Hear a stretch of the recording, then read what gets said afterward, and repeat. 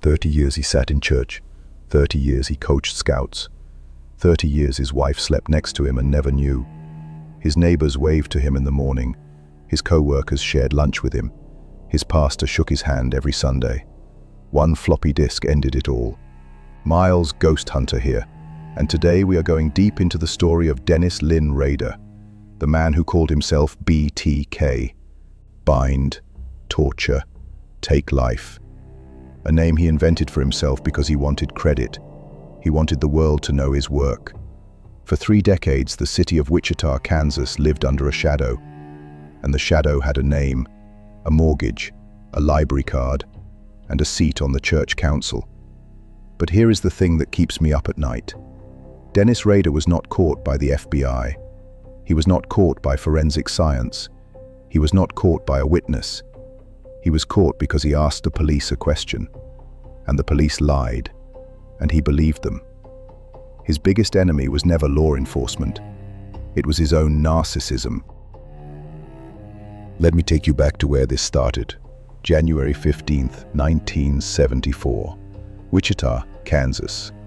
A quiet neighborhood on North Edgemore Street. The kind of street where people know each other's names and leave their doors unlocked. Joseph Otero was 40 years old. His wife Julie was 34. They had 5 children. Joseph was a former military man. Julie stayed home. They were a family that had just moved to Wichita from Puerto Rico. New city, new start, new life. On that morning in January, their 15-year-old son Charlie left for school around 8. Their older daughter left shortly after. When Charlie came back that afternoon, the front door was locked. He went around to the back, climbed through a window. What he found inside would mark the beginning of a 30-year nightmare for the entire city. His father Joseph was on the floor of the bedroom. His hands had been bound behind his back. A plastic bag covered his head. He was not breathing. His mother Julie was nearby in a similar condition. His 9-year-old brother Joey was found in his bedroom, and his 11-year-old sister Josie was found in the basement. 4 members of the Otero family, gone, in the middle of the day, in a quiet neighborhood, while the rest of Wichita went about its business. The police arrived within minutes of Charlie's call. What they found made no sense. The house was not ransacked. Nothing of significant value was missing. This was not a burglary. The bindings on the victims were elaborate, deliberate, almost ritualistic. Whoever did this had spent time in the house. Hours, potentially. There were no witnesses. No one on that quiet street had seen anything unusual. No screams, no strange cars, nothing. Wichita PD was baffled. They had never seen anything like this. 4 members of one family, in broad daylight, with no apparent motive. And then something happened that no one expected. A phone call came into the Wichita Eagle newspaper. A man's voice, calm, measured. He told the operator to go to a specific section of the Wichita Public Library. Inside a specific book on a specific shelf, they would find a letter. They found the letter. It was typed, single-spaced, and it described the Otero family attack in detail that only the person responsible could know. The letter was clinical, methodical. It described what had been done to each member of the family with the detachment of someone filing a report. The author of that letter explained that he had an uncontrollable compulsion. He called it, quote, _0_. He said he could not stop, and he needed the world to know. At the bottom of the letter, he had given himself a name, BTK. 3 letters, bind, torture, take the final breath. Let me be clear about something. In 1974, the concept of a serial predator was not what it is today. There was no FBI profiling unit. There was no national database. The term itself barely existed in public language. Wichita PD was a mid-sized department in a mid-sized city. They were not equipped for this, and BTK knew it. 3 months after the Otero family, in April of 1974, A 21-year-old woman named Catherine Bright came home to her apartment on East 13th Street. Her brother Kevin was with her. A man was waiting inside. Kevin Bright was attacked first. He was struck from behind and bound. Catherine was in the bedroom. Kevin managed to free himself and tried to fight. He was shot twice, but Kevin Bright survived. He was one of only 2 people who ever saw BTK in person and lived. Catherine Bright did not survive. Kevin described the attacker. A man of medium build, dark hair, nothing distinctive, nothing memorable. A face you would pass on the street and never look twice at. Wichita PD now had a description: medium build, dark hair, average height. That described approximately 40,000 men in the Wichita metropolitan area. It was almost worse than having nothing at all. The police formed a task force. They called it the BTK task force. They began cross-referencing known offenders, recent parolees, anyone with a history of violent behavior. Military backgrounds, psychiatric records. They generated lists, hundreds of names, then thousands. None of them was Dennis Rader. Because Dennis Rader had no criminal record, no psychiatric history, no history of violence. He was 29 years old in 1974. He worked for a security company. He was married to Paula Dietz. They attended Christ Lutheran Church. He was, by every metric available to law enforcement, invisible. Between 1974 and 1977, Wichita held its breath. BTK sent more communications. A poem left in a book at the public library in 1978. It was about one of his victims. The language was crude, childish even, misspellings, awkward phrasing. But there was an unmistakable pride in it. He was proud of what he had done, and he wanted someone to acknowledge it. In March of 1977, Shirley Vian was home with her 3 young children. She was 26 years old. A knock at the door. A man claiming to be searching for someone. He forced his way inside. He locked the children in the bathroom, told them not to come out. Shirley Vian did not survive that afternoon. When the children were eventually found, still in the bathroom, they described the same average man, medium build, dark hair, polite at first, then not. 9 months later, in December of 1977, 25-year-old Nancy Fox was found in her apartment. She had been bound with her own clothing. BTK called the police himself afterward from a payphone to report the location. He wanted the discovery to happen on his schedule.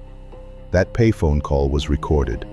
The voice was flat, emotionless, like someone reporting a car accident they had driven past.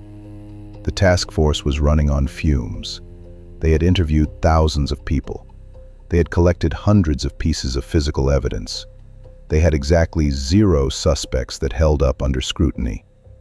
And then, BTK sent a letter to KAKE-TV in Wichita. In this letter, he listed 7 potential names for himself. He asked the media to choose. He wanted a public identity. He wanted to be famous. The media chose BTK because it was the name he clearly preferred. Think about that for a moment. This was not a man trying to avoid detection. This was a man building a brand. He wanted coverage. He wanted his name in newspapers. He wanted Wichita to fear a specific set of letters. And Wichita did. Through the late 70s and into the 80s, the city was paralyzed. Women lived alone with deadbolts and loaded weapons by their beds. Locksmiths could not keep up with demand. Sales of home security systems tripled. Parents walked their children to school. Neighborhood watch groups formed on every block. And BTK continued. In April of 1985, Maureen Hedge vanished from her home on Independence Street. She was 53, a neighbor. She lived 6 doors down from Dennis and Paula Rader. 6 doors. Her body was found days later in a ditch outside the city. The investigation connected her disappearance to BTK based on the method of binding. In September of 1986, Vicki Wegerle was at home with her 2-year-old son when someone rang the doorbell. She was 28 years old. Her husband Bill came home from work that evening to find his wife on the bedroom floor. The toddler was unharmed, wandering the house. Bill Wegerle was initially considered a person of interest. For years, the shadow of suspicion fell on him. The connection to BTK would not be confirmed until 2 decades later. In January of 1991, 62-year-old Dolores Davis was found in a field outside Wichita. She had been taken from her home. The method matched. And then silence, complete silence. After Dolores Davis in 1991, BTK stopped. No more letters, no more phone calls, no more poems in library books, no more bodies, nothing. Imagine what that silence was like for Wichita. No closure, no arrest, no confession, just absence. The monster under the bed simply stopped making noise. Was he dead? Had he moved? Was he in prison for something else? Was he locked in a facility somewhere? The BTK task force was quietly scaled back. Detectives retired. Files were boxed. The case remained technically open, but active investigation slowed to a crawl. 13 years passed. A generation of children in Wichita grew up hearing about BTK the way children hear about ghosts. A scary story from before their time, something that happened to their parents' Wichita, not theirs. The Wichita Eagle ran occasional anniversary stories. Where is BTK? Cold case experts weighed in. Criminal psychologists speculated. Most agreed on one thing.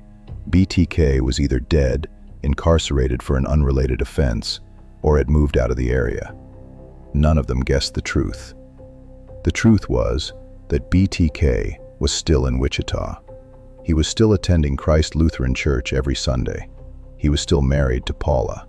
His daughter Carrie had graduated high school and gone to college. His son Brian was growing up. Dennis Rader had been promoted at his job with the city of Park City as a compliance officer. He checked that people mowed their lawns. He measured fence heights. He issued citations for overgrown hedges. His neighbors thought he was a little strict, a little rigid, a stickler for rules, the kind of guy who would measure your grass with a ruler and write you a ticket. Annoying, sure, but dangerous? The word would never have crossed their minds. He was also president of the Congregation Council at Christ Lutheran Church. He organized events. He participated in discussions about church business. He shook hands at the door. In his free time, he was a Boy Scout leader, Cub Scouts specifically. He took groups of young boys on camping trips. He taught them knot tying. Think about that for a moment. A man who called himself Bind, Torture, Take Life, was teaching children how to tie knots. For 13 years, Dennis Rader lived this life. Compliance officer, church president, scout leader, husband, father. The most unremarkable man in the most unremarkable neighborhood, in the most unremarkable city in Kansas. And every single day, he carried a secret that would have destroyed every relationship he had ever built.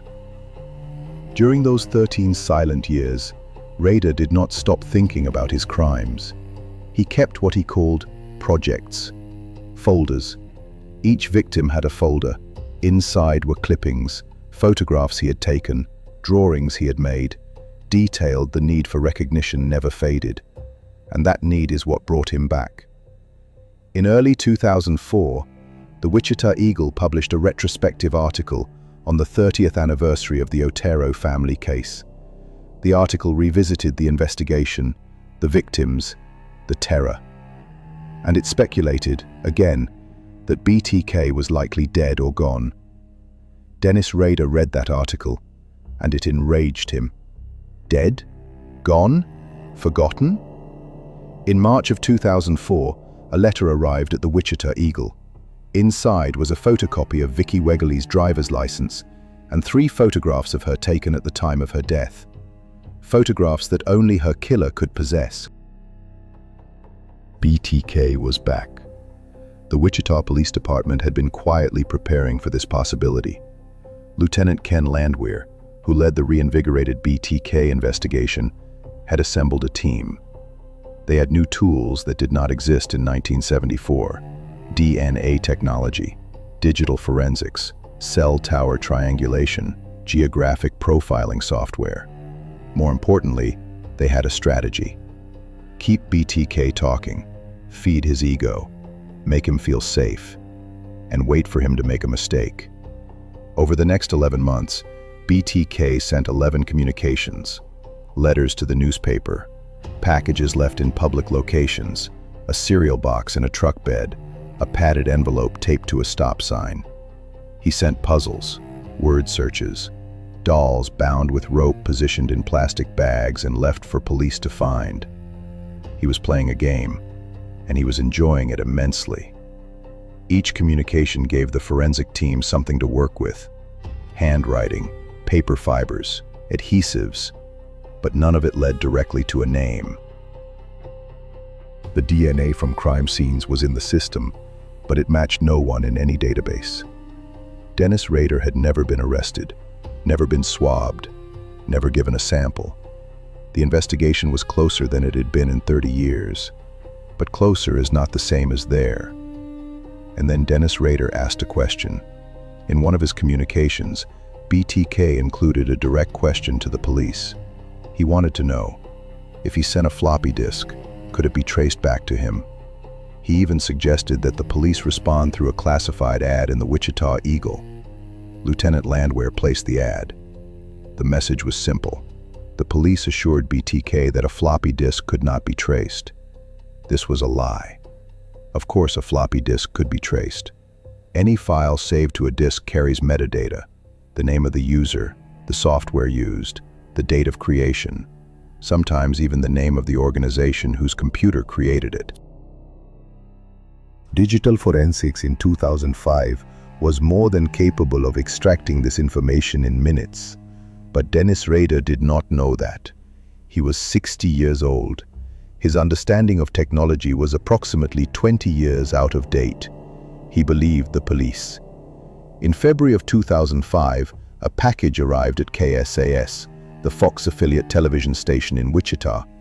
Inside the padded envelope was a purple 1.44 megabyte floppy disk, the kind that had been obsolete for years, the kind you might find in the back of a desk drawer in a church office. The disk contained one file, a document created in Microsoft Word. The text was a communication from BTK, another message, another boast, another breadcrumb in his game of cat and mouse. But the text of the message was irrelevant. What mattered was the metadata. A forensic examiner opened the file properties. The last person to modify the document was listed as a user named Dennis. The file had additional metadata linking it to an organization. The organization was Christ Lutheran Church. Dennis, Christ Lutheran Church. Lieutenant Landwehr's team had a first name and a church in less than 2 hours. From there, the trail was short. Christ Lutheran Church in Wichita had a congregation council. The president of that council was a man named Dennis Rader. Dennis Rader, age 59, compliance officer for Park City, Kansas, married to Paula Dietz, 2 children, scout leader, church president, no criminal record, not in any database, not on any list that had ever been generated by the BTK task force. But they needed confirmation. They needed DNA. And they needed it without alerting Rader. Here is how they got it. Kerry Rader, Dennis Rader's daughter, had recently had a pap smear at the Kansas State University Medical Clinic. A court order was obtained to access the stored medical tissue. DNA was extracted from the sample and compared to DNA recovered from underneath the fingernails of one of BTK's victims. DNA that had been preserved for decades. The result was what geneticists call a familial match. The DNA from the crime scene was not identical to Kerry Rader's DNA, but it was consistent with being from her biological father. That was enough. On February 25, 2005, Dennis Lynn Rader was driving near his home in Park City when he was pulled over by multiple unmarked vehicles. Officers approached the car. Rader rolled down his window. According to multiple accounts, his first words were calm, almost resigned. He looked at the officers and asked a question. "Is this about the BTK case?" The officers confirmed. Rader nodded. He did not resist. He did not run. He did not deny. He got out of the car and was placed in handcuffs without incident. 31 years, 10 lives taken. Thousands of pages of investigation, millions of dollars spent, and it ended on the side of a road with a 60-year-old man in khakis asking a question he already knew the answer to. Now let me tell you who Dennis Rader actually was. Because the profile that emerged after his arrest is, in many ways, more disturbing than the crimes themselves. Dennis Lynn Rader was born on March 9, 1945, in Pittsburgh, Kansas. The eldest of 4 sons in a working-class family. His father, William, was an electrician for Kansas Gas and Electric. His mother, Dorothea, was a bookkeeper. By all outward accounts, the family was unremarkable. Church on Sundays, dinner at the table, yards mowed on Saturdays. Rader later told investigators that his compulsions began in childhood. He described an early fascination with binding and control that surfaced before he was 10 years old. He described incidents involving animals that escalated in his teenage years. He attended Kansas Wesleyan University, then transferred to Wichita State University, where he earned a degree in Administration of Justice in 1979. Administration of Justice. He studied the system that was hunting him. He served 4 years in the United States Air Force, stationed in Alabama, Texas, Japan, and South Korea. He received an honorable discharge in 1970. No disciplinary issues, no flags in his service record. He married Paula Dietz in 1971. Their son Brian was born in 1975, 1 year after the Otero family case. Their daughter Carrie followed in 1978. Rader held several jobs over the decades. He worked for ADT Security Services from 1974 to 1988, a security company. The irony requires no commentary. He installed home alarm systems for families who were terrified of BTK. Some of those families were in his own target zone. In 1991, the same year he stopped his active predation, he took the job with the city of Park City as a compliance officer. Code enforcement. He measured grass, he inspected sheds, he cited people for minor violations. Former co-workers and neighbors described him in almost identical terms after the arrest. Rigid, by the book, a little self-important. The kind of man who would write you a citation for your trash can being visible from the street, but would also hold the door for you at the grocery store. His church involvement was deep and genuine, at least on the surface. He had served Christ Lutheran Church for decades. He was not a casual attendee. He was active, visible, respected. When he was arrested, the pastor of Christ Lutheran Church told reporters he was in total disbelief. Dennis Rader was one of the most reliable, committed members of the congregation. His wife Paula filed for an emergency divorce within weeks of the arrest. She had been married to him for 34 years. She told investigators she had no knowledge of his crimes, no suspicion. She described him as a normal husband, sometimes distant, sometimes moody, but normal. Their children issued a joint statement expressing their horror. They had grown up in that house. They had sat at that dinner table. They had opened Christmas presents with a man who kept folders of his victims in a locked closet. Now let me reconstruct the full picture. Because when you lay the timeline of Dennis Rader's crimes alongside the timeline of his public life, the result is one of the most disturbing double existences in the history of American criminal investigation. January 15th, 1974. Dennis Rader is 28 years old. He has been married to Paula for 3 years. He is working at ADT Security Services. He enters the Otero home on North Edgemore. 4 members of the family are found that afternoon. That same month, Rader attended church, went to work, came home to his wife, ate dinner, watched television, slept. April 4, 1974. 3 months later, Catherine Bright is attacked in her apartment. Her brother Kevin is shot twice but survives. Catherine does not survive. That spring, Rader and Paula are expecting their first child. Brian Rader will be born the following year. March 17, 1977. Shirley Vianne, 26 years old, her 3 children locked in the bathroom. Rader later told investigators he had originally been stalking a different woman in the neighborhood, but she was not home. He picked Shirley Vianne at random. December 8, 1977. Nancy Fox. Rader later described this as his most __5__ experience. He called the police himself from a payphone.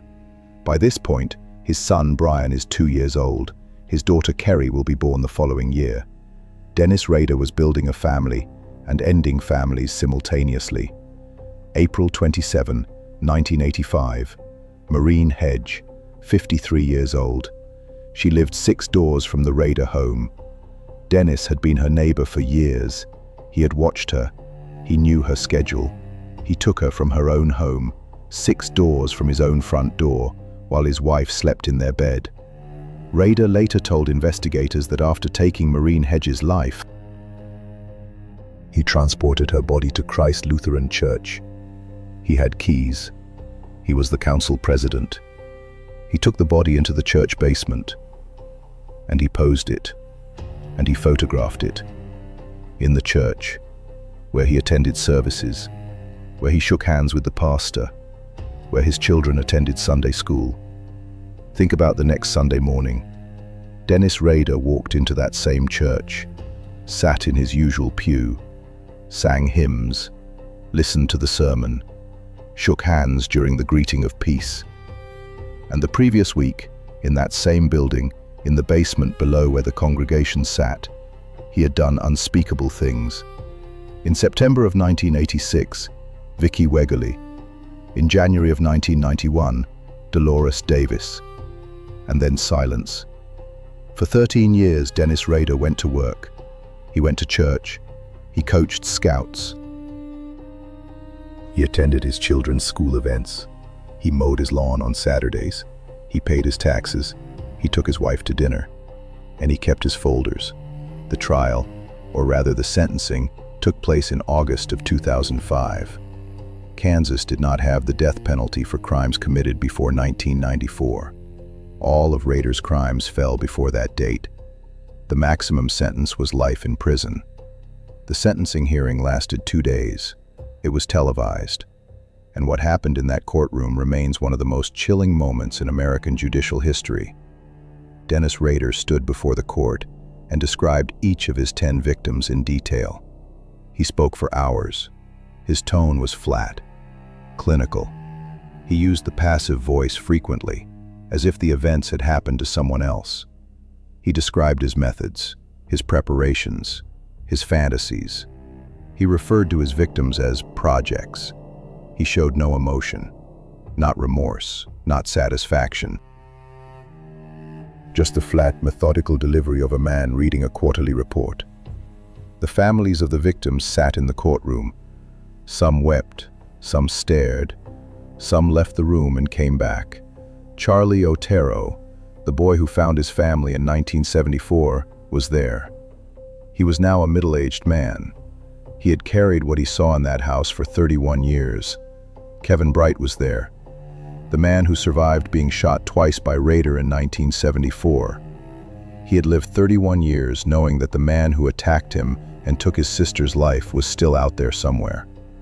Bill Wegerly was there, the husband who had been suspected of his own wife's death.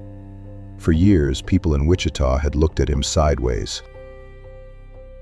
He had lived under that cloud for nearly 2 decades before BTK's communications in 2004 finally confirmed what he had always known. He was innocent. and the real predator was someone else entirely.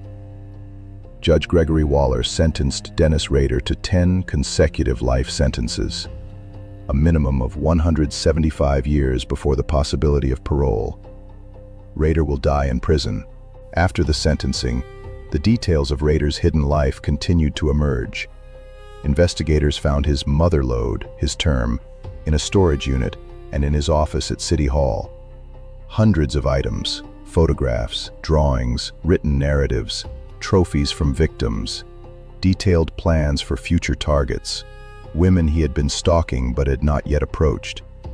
He had given code names to his potential targets. He called them projects, like work assignments, like agenda items for a meeting. In the storage unit, they found dolls. Not children's toys, dolls he had made himself. He had dressed them, bound them, posed them, photographed them. These were rehearsals, practice runs for scenarios that existed in his mind. The scope of Rader's secret life was so vast that investigators spent months cataloging it. They found evidence suggesting he had been active in ways they had not initially suspected. Additional targets, additional surveillance, a life lived almost entirely in two parallel tracks, neither of which intersected until that floppy disk landed on the desk at KSAS. Let me return to the question I posed at the beginning of this episode. How was this possible? How does a man commit 10 homicides over 17 years, terrorize a city for 3 decades, and remain completely invisible to every investigative tool available? The answer is both simple and terrifying. Dennis Rader was ordinary. He was not a genius. His communications to the media were riddled with spelling errors. His understanding of technology was so outdated that he trusted the police when they told him a floppy disk was untraceable. His code names and fantasy documents read like the work of a mediocre bureaucrat, which is exactly what he was. He was not physically imposing, medium build, average height, the kind of face that disappears in a crowd. He had no criminal record, no history of mental health treatment, no disciplinary issues in the military, at work, or in his community. He did not match any profile. The FBI's Behavioral Analysis Unit did not produce a profile that pointed to a middle-aged church president with a compliance officer badge and a family. They were looking for a loner, a drifter, someone on the margins of society. Dennis Rader was in the dead center of society, and that is the horror of this story. Not the crimes themselves, though those are horrific enough. The horror is the camouflage. The horror is that the most effective disguise in the history of serial predation was not a mask, not a false identity, not a fake name. It was a lawnmower, a church bulletin, and a scout uniform. Dennis Rader did not hide. He stood in plain sight. He was the neighbor you waved to, the man who checked your fence, the council president who read the minutes at the meeting, the leader who taught your son to tie a bowline knot. And that is what I want you to carry with you from this episode. The monster was never hiding. The monster was standing at the front door of the church, holding it open for you, smiling, asking how your week had been. He was caught because of a floppy disk, a piece of technology so obsolete that most people watching this have never used one. He trusted the police when they told him it was safe. And that trust, that single moment of misplaced confidence, ended 30 years of terror. But let me reframe that. He was not caught by a floppy disk. He was caught by his ego. The floppy disk was just the delivery mechanism. Dennis Rader could have remained undetected for the rest of his natural life. All he had to do was stay silent. All he had to do was nothing. But he could not. Because Dennis Rader needed to be BTK more than he needed to be free. He needed the attention, the recognition, the fear. He needed Wichita to remember. When that newspaper article in 2004 suggested that BTK was dead or gone, it was an insult he could not tolerate. His narcissism was stronger than his survival instinct, and that is what ended it. Not forensic science, not detective work, not a witness, a 60-year-old man's inability to accept being forgotten. Dennis Lynn Rader is currently incarcerated at the El Dorado Correctional Facility in Butler County, Kansas. He is 79 years old. He will remain there until he dies. His wife Paula received an emergency divorce. She has not spoken publicly about him since.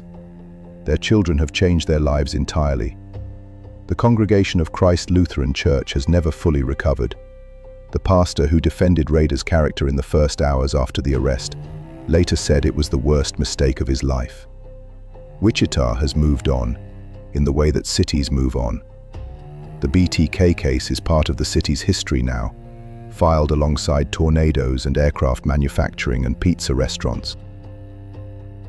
But for the families of Joseph Otero, Julie Otero, Joey Otero, Josie Otero, Catherine Bright, Shirley Vian, Nancy Fox, Maureen Hedge, Vicky Wegerly, and Dolores Davis, there is no moving on.